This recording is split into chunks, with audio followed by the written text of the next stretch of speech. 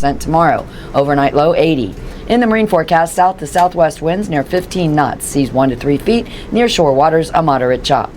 The next tide for Key West Harbor is a low tide at 10:53, and the sun sets at 8:18. It's mostly cloudy, 81, winds are out of the southwest at 10, and we are under a flood watch until 5 o'clock tonight, and you're up to date with Key's local news headlines. Now, we're going to skip the national news, and we're going to go right to our interview this morning.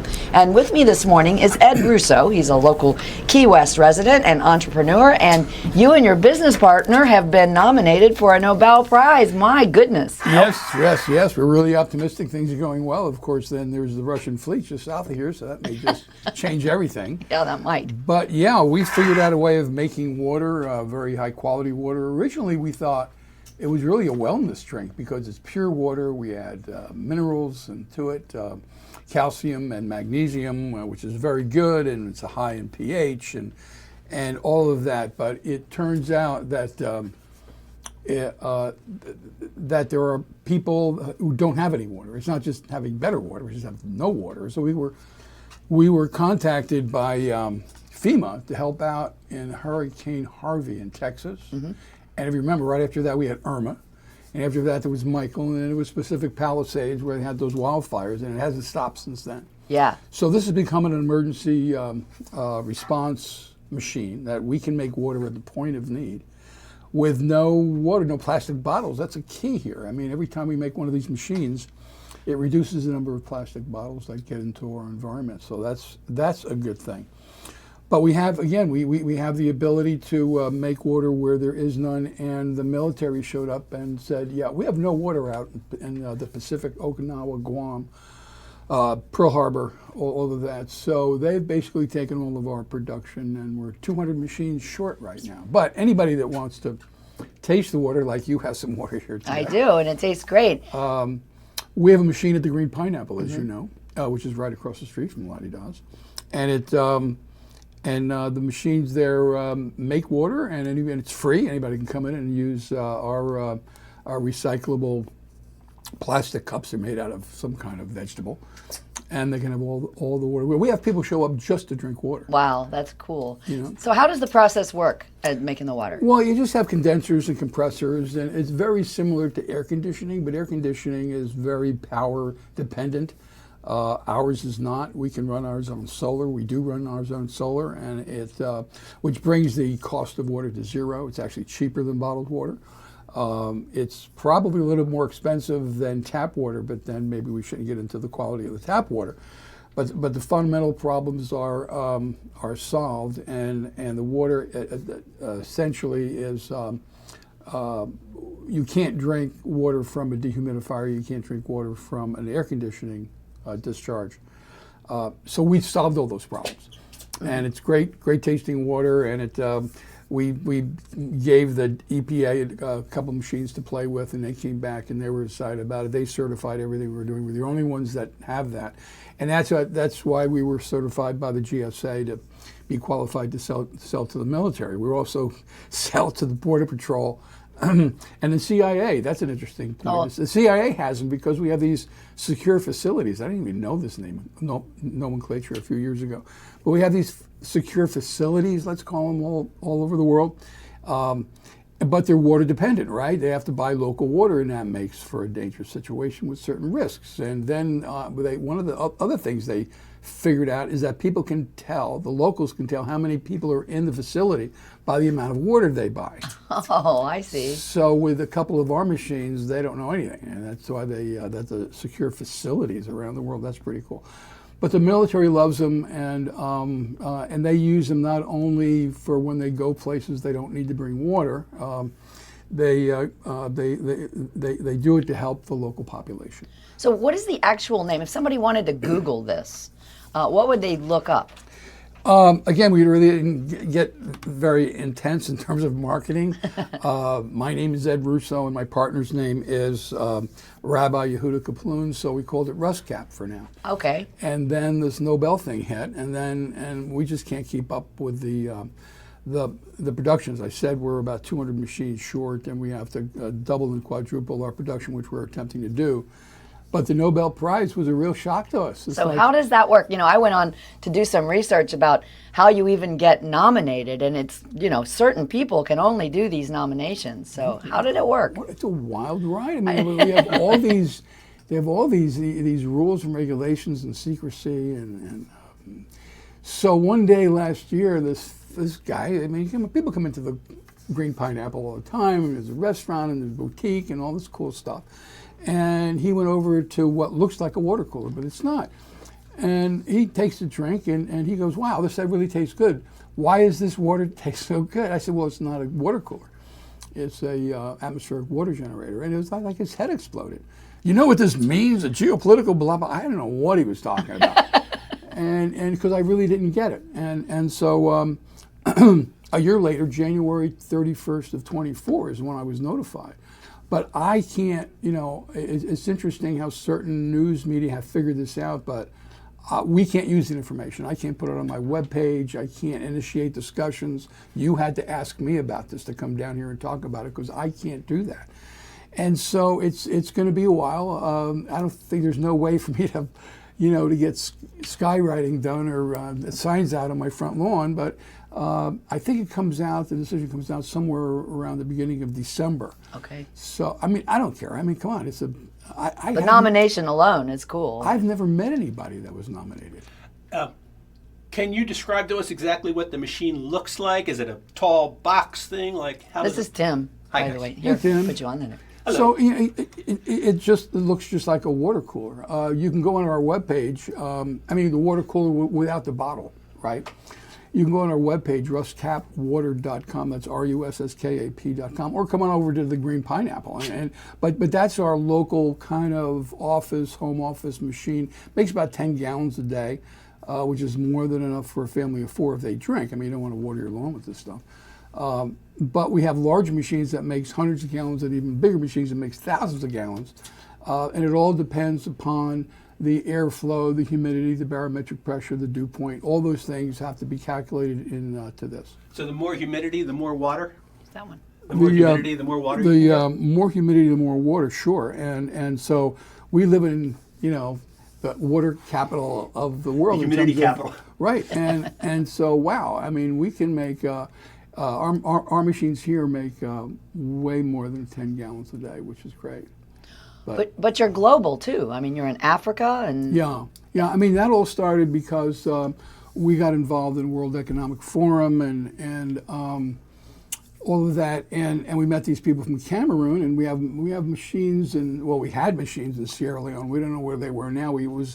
So I'm a former altar boy, and I'm the CEO. The president is a rabbi, and we were going to Sierra Leone, which is a Muslim country, to a Methodist girls' orphanage. Oh, I'll boy. figure that one out. Yeah. So we put it in. It's working. The little girls there didn't really like it because they've never seen clear water. Remember, we have the Aqueduct Authority here. That's where we get our water, right? About 20 million, 19 million gallons a day. Well, the water purveyor in Africa is on the heads of 3.5 million women who carry that brown water. I mean, it's terrible. Oh my gosh. So we show up with this. We brought a large machine over to this Methodist girls' orphanage. And they finally got used to it. It was great. About a month later, some warlord shows up and steals it. And then has the guts to call us up and wants us to tell how to use it. Like, get out of here, you bums.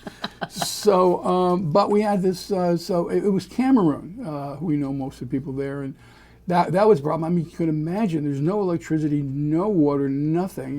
There's forced migration. And this is what I learned from the Nobel thing, where you have, this climate change becomes political, but in reality, the effects of climate change are real. I mean, there's no getting around that. I see it where I go, and so there's no water. So you have this forced migration because they have no water for themselves, their children, their crops, or their pets, or anything. So they have to get involved in this forced migration, and they go into countries, and they destabilize the countries, and that's the cold key. If we can keep people where they want to live, where their friends and family are, then there's no need for this forced migration and destabilization, and that will promote world peace. There you go. Thank you very much.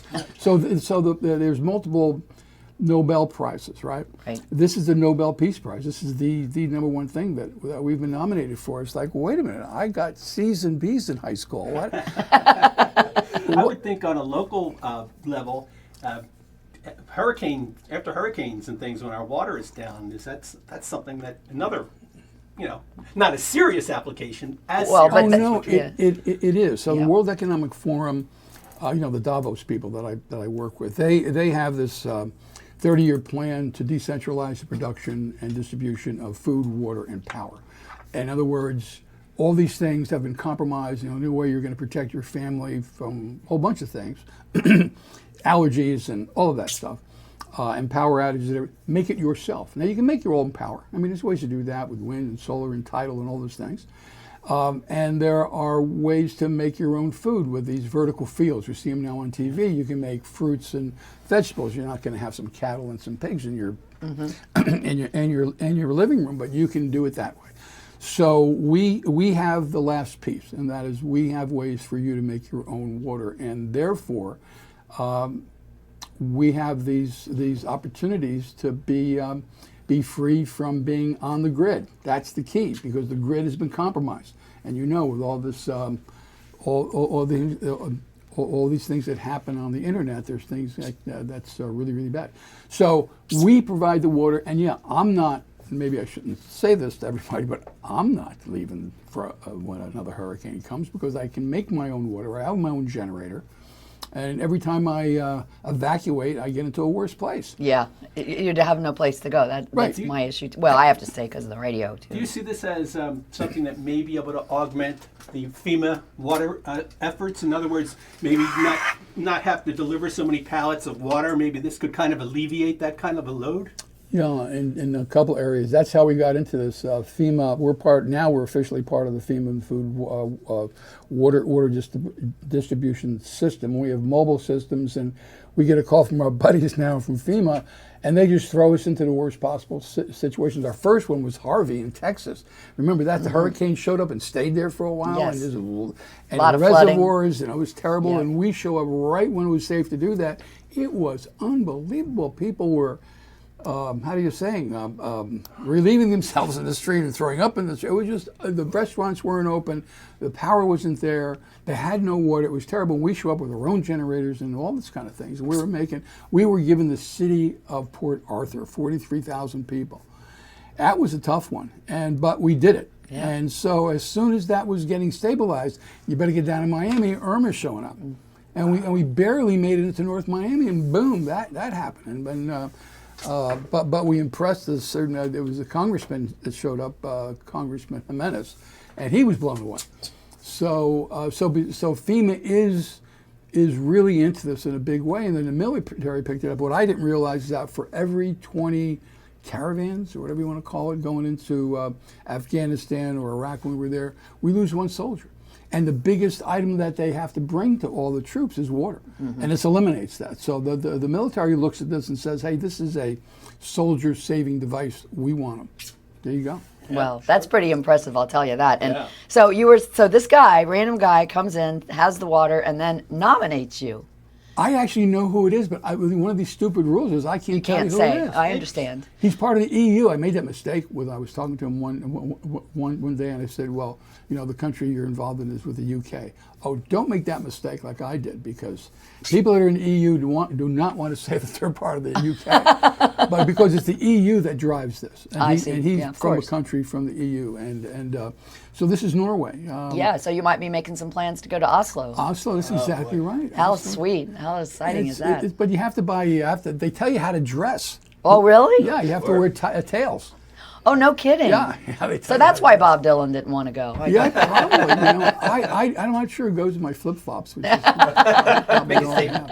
Tails Come and on, flip-flops. it's nuts. It's so I have no illusions of any of that. I'm just, it's important that we use this opportunity as a platform to promote awareness, because that's what we're doing. It's a global effort to promote awareness about water quality around the world, and people that don't have it, and that kind of stuff causes wars and conflict, and we can stabilize that not only in sub-Saharan Africa, but in Central and South America. I mean, they have some of the worst water down there, and people are leaving because of that, and it's another way to stabilize that migration issue. But And, off the air earlier, you were talking about even the water that you buy in the stores is not completely pure.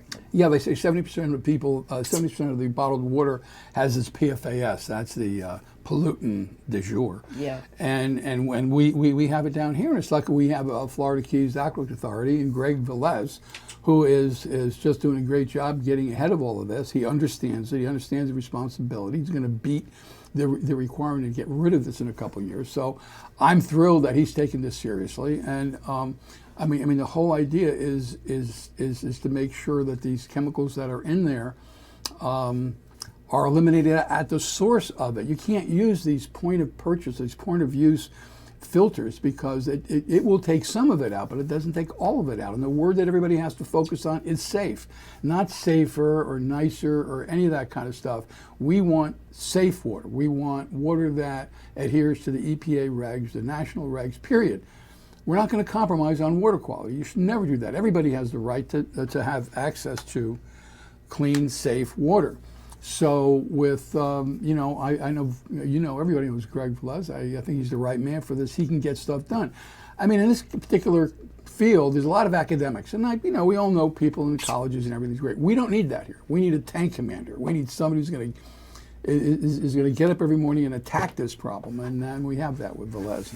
That's good. So if he ever wants to run for election, he can use me as a... Yeah, he can. Well, good luck, Ed. We want to keep us apprised on what's going on. You won't know until, you said, end of December? The beginning of December. Beginning. And if anybody wants to take, again, there's no charge. Show up at the Green Pineapple. We have 2 machines there. They can drink or bring water home, like I brought water here this morning, and that's pretty cool. But the bottom line is the Green Pineapple, we've had that for a while, and we've been known for water quality and food quality and all that kind of stuff. So feel free to stop by and have all the water you want for free. All right, and thanks for bringing some water to us today too. Thanks, Tim, for doing. Tim is doing some filming on this interview.